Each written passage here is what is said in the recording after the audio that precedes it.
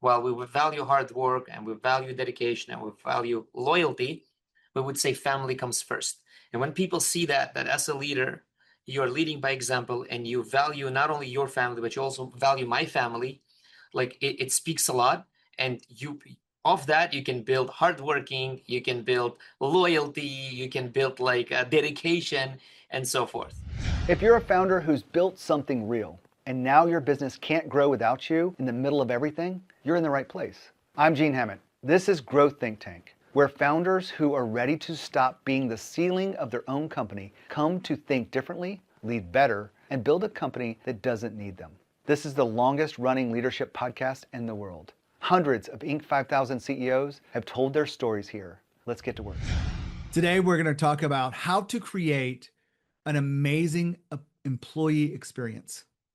You may not be thinking about what the employee experience is, but hopefully after today's podcast, you will think about it a little bit more, and maybe you can even make some changes, either ideas that we share in the show, or you may think within your team, how can we actually improve this experience here? Let me explain to you why I think this is important.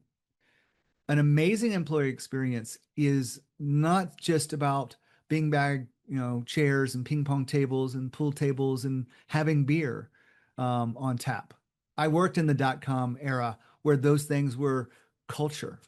But I will tell you, an amazing employee experience starts with leadership. It starts with respect.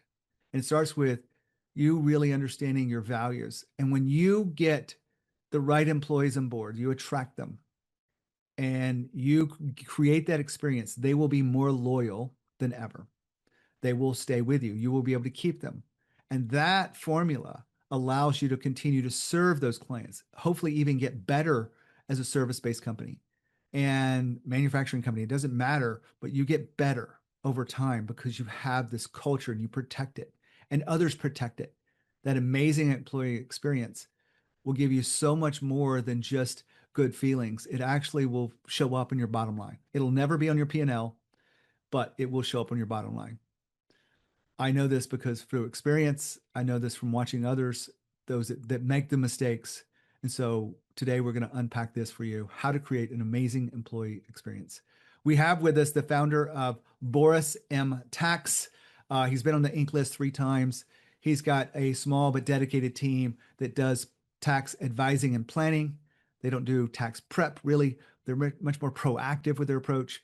Boris Musheyev, I think I got that right. I probably butchered the last name, but Boris is a pistol. He is so excited. He shows that here on the podcast, and he's going to talk to you about his perspective and his principles of leadership.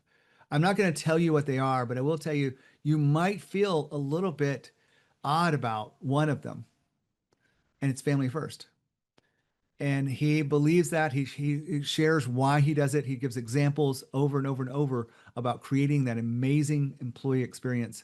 And so if you're listening today and you're wondering why your culture isn't really the way you want it to be, this is a great place to look at and see how you can improve that experience.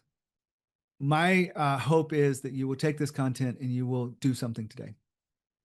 Not for me, but for you and your team. Now, here's a great interview for Boris. Hey, Boris, how are you? Good, thank you. Excited to have you on the podcast today. Before I dive in, let's talk about your company. Give us a really good idea of what BorisMTax stands for. Yeah, so we are a tax planning and advisory firm located in New York, in the city of New York, actually, but we service clients all over the United States. We have clients in over 40 states right now, and we primarily specialize in doing tax planning and advisory for business owners. So we work with them throughout the year. We do their tax planning strategies. Our clients save tens and even hundreds of thousands of dollars on taxes. But not only advisory and planning, we also prepare their taxes, and pretty much we are that tax advisor in their corner. So based on that, I get a feeling that you're not just about doing tax returns. No, never. When somebody wants to work with us, we don't take them on as a tax preparation client. We only take them on if they're a business owner and that we can help them save money on taxes. And tax preparation is just an attaché to it, so to speak, like an attached type of service. But no, it's only planning and advisory. Right. So that's a good distinction. I also heard you say you save them lots of money, which I think a lot of, tax planning would say the same thing. But what really separates your company from the others out there in your industry?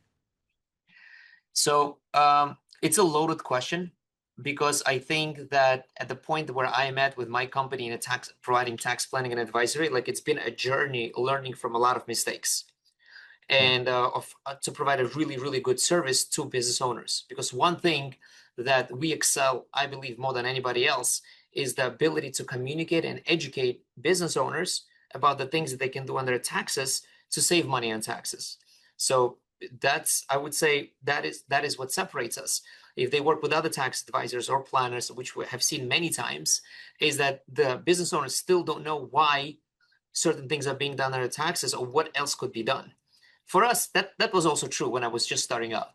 But now at this journey, at this stage where we're at with our business, I would say that we have excelled at that, and our clients are absolutely satisfied and we get a lot of feedback about how could we communicate that to them.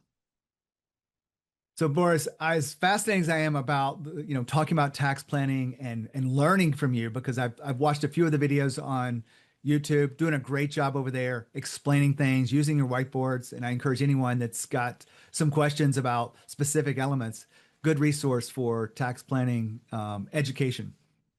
Yeah, But absolutely. we're not going to talk about that today. We're going to talk about your company. We're going to talk about leadership and culture, because that's what we do here at Growth Think Tank. Finally, a break from talking about taxes, Gene. Thank you. All right. Well, I know you don't have any of these questions, so everything is going to be shooting from the hip. Do the best job you can to just kind of, answer this the way it would help another, business owner, because you speak with them all the time about tax planning, but now they're getting a peek inside how you run your business. So, big question, just wondering where your mind goes with this. If you think about leadership, it's a collection of principles. What are one or two principles that really drive the success of BorisMTax? First one, I would say setting an example. You as a leader to set an example of how you want the company to be. So if you want it to be a certain way and you want your people to operate a certain way, everything builds about example, because of that builds the energy, of that builds the attitude, of that builds the positivity. So one of the things that I have been practicing and still doing, and I wouldn't say I'm perfect at it, but always lead by example. Mhm. And the second thing is that I'm a family man, so married, got 5 kids. And the second core value, so to speak, that we insert and infuse into our business is family first.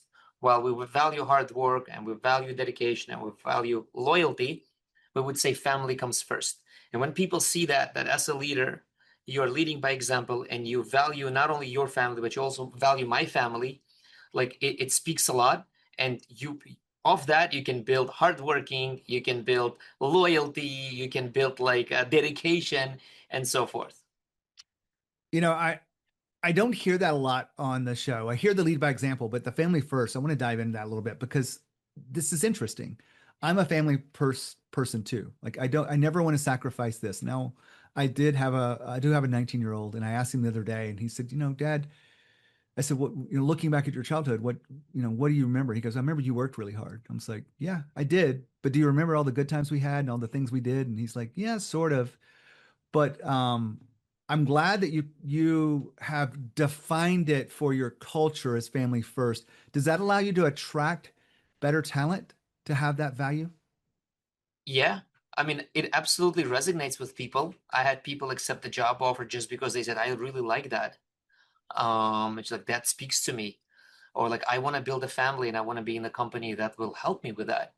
About 3 or 4 years ago, I hired this girl to work for us as a bookkeeper, and she had 2 kids at that time. And apparently, as soon as she took a job, 2 months later, she found out she was pregnant. And she told her manager, "It's like, listen, I have a situation. I'm pregnant. I'm afraid to tell Boris because I'm afraid to lose my job." And you know what my manager told her? She's like, "Are you kidding me? He's gonna love it. Go tell him. Nothing is gonna happen to you." When I heard that, I was like, "That's amazing." Like Yeah. my manager told her, "Listen, you need to not be afraid. Go tell him. and he's going to be happy for you. And of course we were. And of course we accommodated her days off and whatever it is that she needed to take care of that baby. But yeah, it definitely helps you not only attract talent, I would say, but also helps you keep that talent. Yeah. Which really, most people don't really understand the power of that. Attracting the right talent is very important, but keeping it is critical because And it's it's really hard. hard to build. I know you were on the Inc. list 3 years in a row. That means you've got over 6 years of really good, solid growth. What that tells me, and that you're able to keep the people that keep that growth, that keep that institutional knowledge pushing forward. Yeah, 100%. And keeping people is not easy, Gene. It goes a lot more. It's like building a culture, developing a culture, cultivating a culture, creating that positive environment. It's like all of these things sound nice. Hey, we got family first, but now I got to act on it. Now we got to fulfill the promise, right? Along Yeah. with many other things that it comes to making that happen. I've been a business owner for since 2001, multiple businesses. I'm a serial entrepreneur, have multiple businesses even now.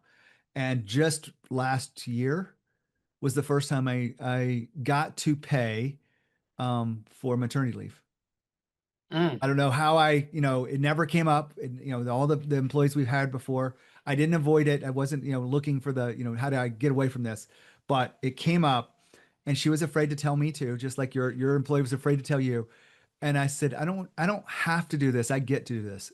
I'm right. excited to be able to give back to you and to help you start your family.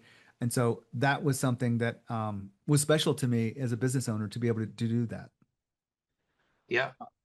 When you're talking about family first, I'm kind of curious, what other things would we see across your organization that would let me, send a signal that you really are family first? I work with my wife, Okay. Mariana. She works together with me in the office. And we number one, it's when we say family first, at least in our organization, we also need to lead by example. So for example, always having a positive attitude and energy towards each other, always being polite with each other, which signals to other people, wow, this family, is polite. And we put that into our culture. Most importantly, though, we have kids, so people see us that we will take some time off to go to attend to either kids play or graduation or whatever it is that has to do with the kids. So like sometimes randomly I would go and pick up my child from school just to spend some time with him, right? So like it's a random surprise pickup. We go have lunch together, go like, I don't know, laser bounce, whatever it is, to like play a couple of arcade games, whatever that is. And people see that, right? And because when we say family first and we see that, or if somebody is ill in the family or sick, whatever it is, we need to take care of that. If people always had this situation happen. A loved one is very sick. Something happened, something tragic happened, and they need to take off. They did not hesitate to ask for it and to take some time off. We had somebody visit her mom for 2 or 3 months in another country. We had somebody take a leave to take care of the father that unfortunately was ill with cancer for a few months. And they knew that they can, hey, like, we see this environment, we see this, our leaders, and they're totally family oriented. So I can approach them with my family needs and they can accommodate. And that's what's been happening. I love all of this. Side note, I work with my wife too. Not always easy. I would say Um, it was not probably for the first 2 years. I mean, it's still not easy, but it's not as hard as it was the first 2 years because you've got to adapt. You got to be like, you got to have those different personalities at work, at home, and even at work, a softer personality. Because, at work as a leader, you got to be firm. You got to, at the end of the day, we want to get shit done. Right. So, like, but, having that attitude with your wife, it's like, whoa, you have to find the balance, obviously. If you're listening to this show, chances are you're a founder who's built something significant, but you're still too deep in the day-to-day to see the path forward. That's exactly what the Founder Freedom Strategy Call is for. It's free. It's 30 minutes with me personally, and we'll pinpoint exactly what's keeping you stuck and what you need to do about it. Book your time with me at my personal URL, schedulewithgene.com. Now back to the podcast. I agree with this. I want to switch gears, but it really, because I think a lot of people listening in here are working really hard to grow their business. Maybe they got some headwinds ahead of them. Maybe they just love to work hard. Maybe that this part of their identity is to put in that extra time because that's they're founders and they care so much about their businesses.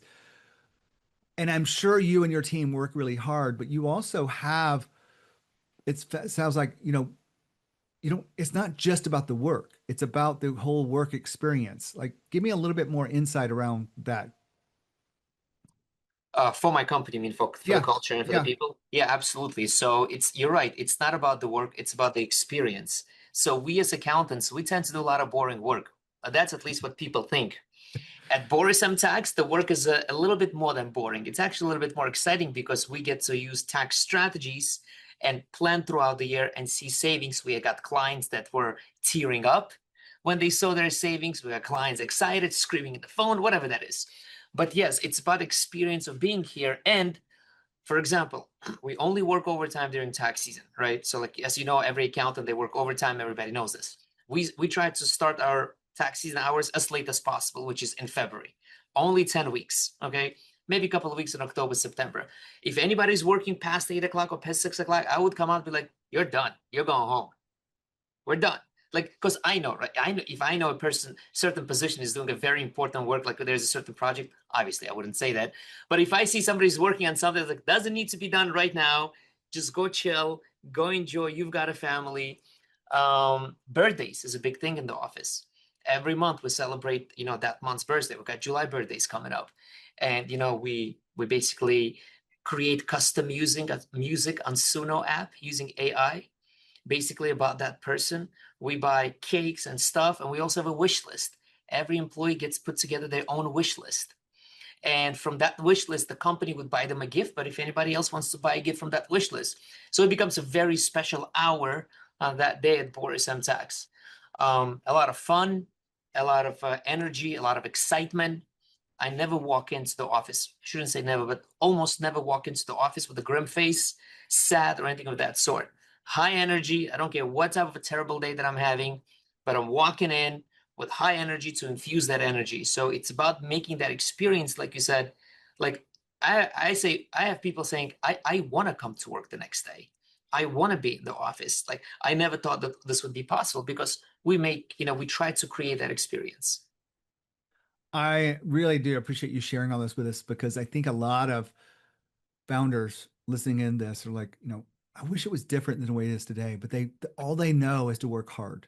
They're working early, they're working late, and they're The wondering biggest why. asset, Gene, sorry, I don't mean to interrupt you. Go It's ahead. just that I've come to realize early in my career, thankfully, is that the biggest asset you have in your business, like we all know this, but I don't think we realize it, like really realize it. One of the biggest assets are your people. Yeah. You can't grow without people, right? Like I say a motto in the company, we company for the people by the people, right? Our company is for the people by the people, right? You can't grow without people. If you don't give them a good place to work at, like it's expensive to hire a new person, and not in monetarily expensive, but expensive in terms of a time. So why do that? Why not realize that the biggest asset that you have is your people. Just cultivate them. Obviously, train those that can be trained. Obviously, bad fits you have to let go. Hire slow, fire fast. That's a big motto of mine. Uh, but yeah, like the biggest asset is your people. Your people will help you grow. Your people will help you scale. But you've gotta treat them and cultivate that culture and make it meaningful for them. And since we're on this topic, since you like what I'm saying, I'll add another thing that I do at least once a year with everybody is that I meet with them and we set personal and professional goals together. And a lot of people talk to me about their finances. They talk to me about their money, where they want to be. And it has nothing to do with salary, extra bonuses, or extra raises. People just share their goals. Like, I want to buy a house in the next 5 years. I want to buy a car. I want to get healthy. I want to lose 20 pounds. I want to do this. I'm like, all right, like I tell them, I've set a lot of goals in my life, and I think I know a little bit about goal setting. Let me help you map this out. And I had a girl that I met with her the second time already after 6 months. She's like, Boris, I had 3 student loans. Thanks to our conversation, I was able to pay one of them, and I'm on track to pay my second biggest one. And she's like, and she's very disciplined. She's like, I am just like, I'm like, you go on vacation this year? She's like, no, I'm not. I'm gonna pick because she got a little bonus coming. She's like, I'm gonna put it towards my student loan. I'm like, you know what? You go on vacation, I'll pay for it. I'm like, because I love your dedication. So she's like, she's super grateful. So that's that's it. I'm All right. glad we Anyways, had, I'll let you lead it from here. Sorry, well, I got a little carried away. I love your excitement around this and around your people because I'm glad we went there. I know this wasn't our planned conversation. I'm very interested in the tax strategy that you and your company No, you're does not, and Gene. whatnot. I really am. I like numbers and I like money and I like to not I'm pay kidding. I'm kidding. as I'm much kidding. tax as I need to. I only want to pay what I owe, not the extra. But really fascinated with, the culture that you've created here. And it's no surprise to me that your company is continuing to grow and that your clients are happy because you have happy employees. I want to share with you some research that we've done over the years. I call it the impossible question. And I get some pushback on this, but most people get it when they really understand how powerful culture is. The impossible question is, as a leader, what's more important, your customers or your employees? I think I know what you would say. What would you say? I'm not gonna lie, it's a tough question, right? Yeah, I don't it's think there is, impossible. I don't think there is a right answer. But I tell you what I always put my team above the client when it comes to, let's say, a client is being disrespectful Yeah. or whatever it is. Like okay, like we don't care what you're paying for the firm to the firm, what your fee is. This can't happen. I've fired clients multiple times for this. Like this just can't happen, right? Team loves it. Like Boris is always looking out after us, and it's true. I am. I'm like, listen, guys. One thing I don't want everybody to have is what I used to have when I used to work for these firms. Is that when I go home and I go to bed and the numbers and the clients are just rolling in my head. I'm like, let's just try. I mean, by nature, it probably will happen because that's the industry that we're in, but we don't need to add onto it. So it's a tough question. Obviously, clients are important to you, but team members are also important as well. And if they're working well together, I don't know, it's good. But if It, they're not, you have to figure out who's the problem. it takes both. And I will tell you, 93% of the people that are Inc. 5,000 founders, so smaller companies, not huge, say that it's team first. Take care of the team, which you've already said, and they take care of your clients. And that's the data that is really tried of a lot of people find interesting. I found it very interesting when it started to develop and I started looking at things. But what you've shown, hey, leading by example is putting family first, all of that together. You show this not just by words, but by the actions that you take of actually taking care of your people so that they can take care of clients when the time comes. 100%.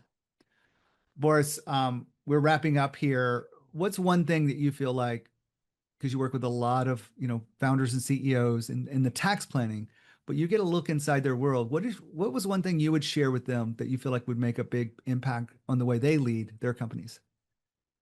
The way they lead their companies. Yeah. I mean, I can only say what I do. And for me, what works best is everything that I've discussed here is to number one, lead by example, right? Don't be a hypocrite. You lead by example. And at the same time, provide an absolutely amazing experience working for you. Not another dread, not another paycheck to collect. And it takes time. It takes coaching. Obviously, I didn't come here. I haven't developed all of these things, techniques that I told you by because I woke up and I'm this genius guy that I can think of these things. It takes self-development. It takes coaching. It takes going to certain conferences and learning things. It takes time, but it's absolutely possible. Well, Boris, thanks for being here on the podcast. Thanks for sharing your wisdom. Thank you, Gene.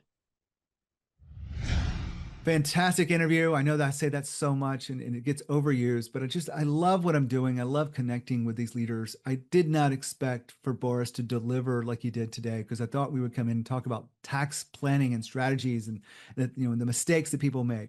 And I think he's an incredible resource for you. He's got plenty of content on YouTube that you can check into that, lean into it, and maybe you find out he's the right person for you. But I'm not here to sell you on Boris. I'm here to give you some new insights around that employee experience that we've been talking about today. If you create an amazing employee experience, you will have a better run company. I know that. That means your clients will be happier and you will be more profitable. There's so many reasons behind it. I'm not going to unpack them right now. I'm going to let you sort that out for yourself. But if you need anything from us, we'd love to support you. If I can help you with leadership and growth, just check out free content that we have. The latest book we have is Get Founder Freedom. We'd love for you to pick up a copy today. Just go to getfounderfreedom.com. When you think of growth and you think of leadership, think of Growth Think Tank. As always, lead with courage. We'll see you next time.